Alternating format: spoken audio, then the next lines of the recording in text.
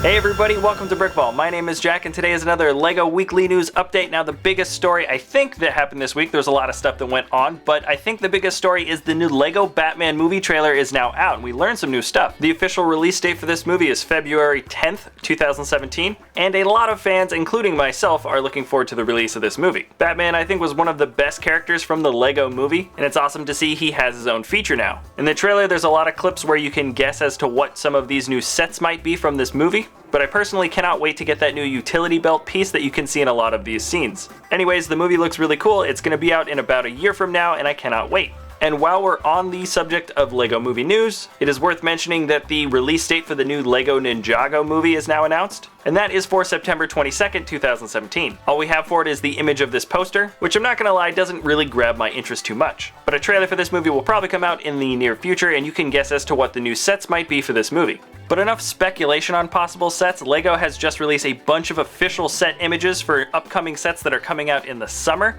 It spans a lot of themes, but right now I want to focus on Nexo Knights. The first set here is Globlobber. I think it is the smallest of the new sets here, but it definitely has the best name. And this one is Macy's Thunder Mace. It is another three-wheeled vehicle that kind of reminds me of Lance's Mecha Horse, but this one doesn't have an animal transform feature, and I think it looks a little bit cooler. It also does come with double 6-shot stud shooters. So if you enjoy play features, this will probably be one of the better sets. Here's the box image for Aaron Fox's Aero Striker V2. The ship itself is shaped a bit like a crossbow, and I really like those intakes in the front. Here's one of the larger sets, Axel's Tower Carrier. This vehicle definitely reminds me of classic space with those really big wheels, and I believe that turret in the back can actually detach from the main body and be its own little vehicle. And the monster set of this new wave of Nexo Knight sets is Jestro's Volcano Lair. There's a lot of stuff going on here. It comes with 7 minifigs plus some other characters, and considering there's so many releases for good guy sets this summer, I think this is a pretty good way to even things out. And there's also some Ultimate figures being released as well.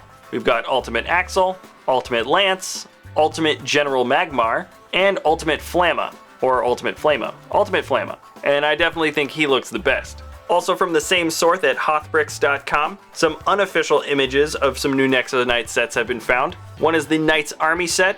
It comes with 4 minifigs, a Nexo Power and some weapons, and a Monster Army set, which I think comes with the same. Set images have also been released for Disney Princess, Friends, and Juniors, and we will leave links for all of these images and everything we're talking about in the description below. And moving on to LEGO video game news, there's been a couple of new announcements and along with that some trailers, so let's check out the new Star Wars Force Awakens LEGO video game. You're going to be able to play out a lot of key scenes that happen in the Star Wars Force Awakens movie, as well as some scenes that don't even happen in the movie. If you pre-order the Deluxe Edition, there's some things that you can get, namely the early access to the Empire Strikes Back character pack, 20% off if you're an Amazon Prime member, and most importantly, GameStop has an exclusive bonus. That is the Jabba's Palace character pack. The image for this is pretty basic, but what the character pack includes is Jabba the Hutt, some of his loyal retainers, a bounty hunter, a dancer, and Princess Leia in the Jabba's Barge costume. I don't know how many of these characters are coming in physical minifig form, but that definitely sounds like something to look out for. And in light of the new Batman vs Superman Dawn of Justice release, there's also a new Dimensions trailer that features a superhero mashup, and I guess it's going to be a little bit of a Batman vs Superman rivalry as well. So let's move along with more LEGO reveals, and the next bit of news is kind of a disappointment for Star Wars fans. The new Star Wars May the 4th exclusive minifigure images have been revealed, and not a lot of people are too happy about it.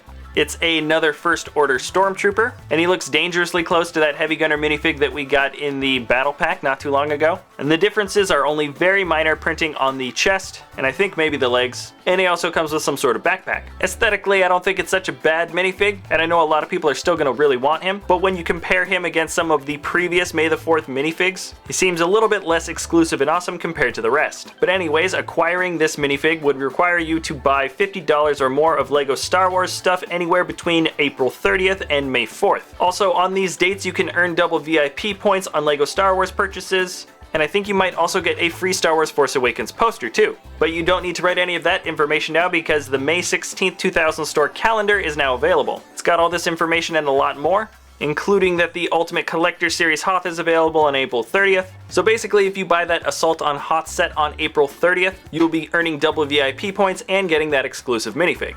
Okay, that was a lot of news to lay on you guys really quickly, and I'm still not done. I'm going to move on to LEGO Ideas now, and if you don't know what LEGO Ideas is, it's the website in which you can submit your own LEGO creations in hopes to having it become an official LEGO set. If you receive 10,000 votes of support, then it moves on to the official review stage for LEGO to review it. Now this week only one new set made that cut, and that is the Rolling Lego BB8 by MJ Smiley. A few pictures of the internals exist on how this thing actually works, but the creator made a video of this thing actually working, so you can just check that out. The head seems to be attached on the top by magnets, and the BB-8 rolls in one direction. Not bad considering the entire thing is made of just LEGO parts except for the magnet. Okay, we're almost at LEGO Creations. There's just two little bits of information I want to slingshot at you guys really quick. The first one is that this Ninjago PolyBag image has been found. It is called Woo Crew Training, and we don't know yet if it is for a promotion or for purchase, but I'm sure we'll find out in the near future. Second is that Blocks Magazine issue 18 is now out. I think the featured articles focus a lot on Batman and Superman.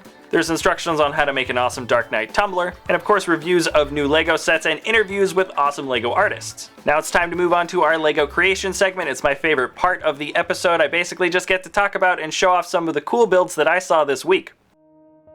This first build here is called Small Train of La Mure, and it is a great looking micro build. I don't know if you could call it true micro, but it is definitely a very compact build, especially when you realize this thing came out at 4,400 parts. The build for the bridge is great, and I really like that the builder kept the build for the valley mostly blocky. And this is kind of a 2-for-1 from Vitreolum. This first one here is The Exorcist, a scene from that awesome horror movie. The original Exorcist. I really like that build for the bed, as well as the fact that it is actually floating, and I like that those minifig arms are disconnected and splayed out. You'll notice that the right arm is on the left and the left arm is on the right to make it look a little bit more realistic. And you'll see why I did a 2-for-1 with this artist. Here is Scream, and this is another iconic scene from a different genre of horror. The build for the house is pretty simple, with some fun little creative touches. I like the skeleton legs used for the banisters, and the minifigure face used for the mask.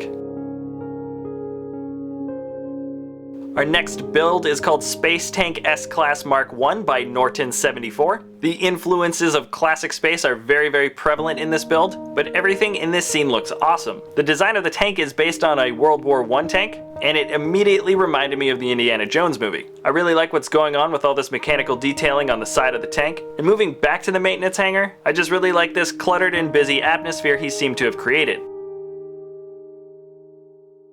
This next build is Tintin Rocket by Tyler Clites. This is a rocket from the comic Explorers on the Moon, from the Belgian comic Adventures of Tintin. It's built with incredible accuracy to the drawings of this rocket ship and might actually be somewhat minifig scale. You get a sense for this especially when you open up the interior. A great build, and I wonder if they're going to get any custom minifigs to go along with it. Our next build here is called the Red Shield Inn by Simon Schweyer, and this is a really great nature setting. I really like the different grays used for the building of the rocks on the shore, and the effects used for the water. And the coloration comes from pieces underneath the surface. So this way the water looks a bit more transparent, and you also get a sense for the depth of the shoreline. Very clever and very effective. Believe it or not, this nature scene was a repurposed build from the Greek polis, in which case here he's just changed up a lot of the structures. But the Red Shield in here looks awesome. There's a lot of really great stuff going on here, and I can't wait to see what comes from this builder next. But talking about lots of cool things going on, there is no getting away without mentioning Super Speedway by BrickVault. This is a true custom mock for a raceway, and represents everything I like about LEGO in one build. The building has a lot of technical skill, there's a lot of creativity in here, and there's a ton of humor. I'll show you a few pictures here, but this is truly a build that you would notice something new about every time you took a look at it.